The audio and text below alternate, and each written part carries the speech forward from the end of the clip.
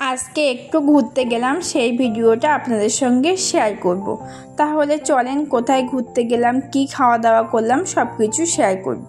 আসসালামু আলাইকুম বন্ধুরা, আপনারা সবাই কেমন আছেন? আপনাদের দোয়ায় আমিও অনেক ভালো আছি। রোশনি আক্তার লাইফস্টাইলে সবাইকে স্বাগত জানিয়ে আবার একটা ভিডিও নিয়ে আপনাদের মাঝখানে চলে আসলাম।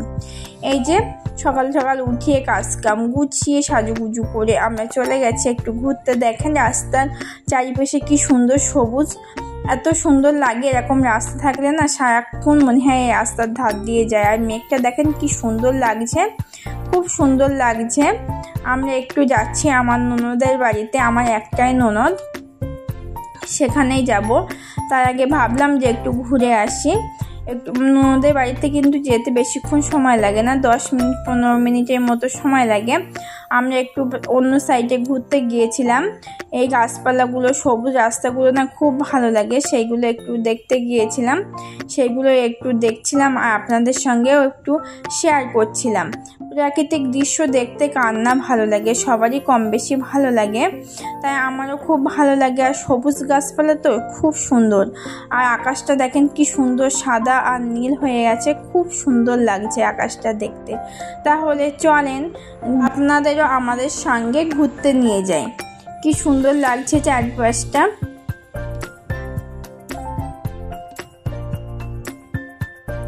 সব ভালো লাগে। বড় বড় গাড়িগুলো যখন রাস্তার পাড়ে দিয়ে চলে যায় তখন এত পরিমাণে ধুলো ওড়ে, এটাই ভালো লাগে না, তা তো সব ভালো লাগে দেখতে।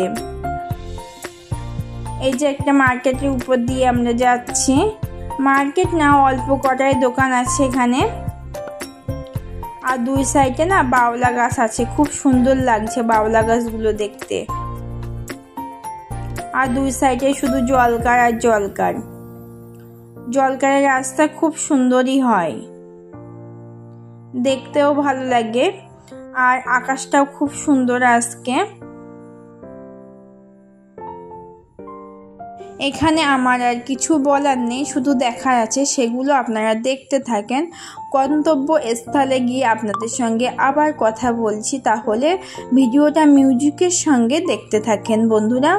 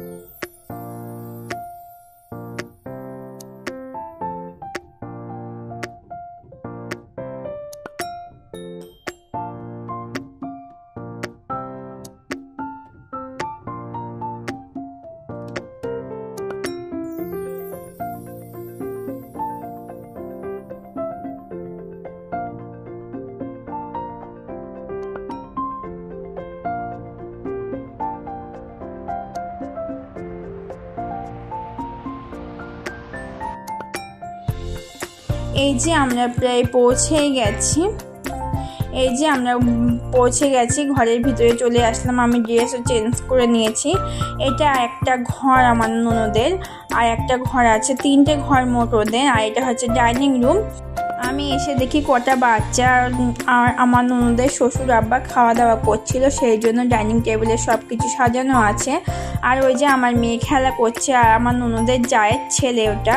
তাহলে আজকে কি কি রান্না করেছে সেগুলো আপনাদের সঙ্গে শেয়ার করি। আজকে পোলাও করেছে, চিকেন রান্না করেছে, আর এই মিষ্টিগুলো আমরাই নিয়ে এসেছি আসার সময়।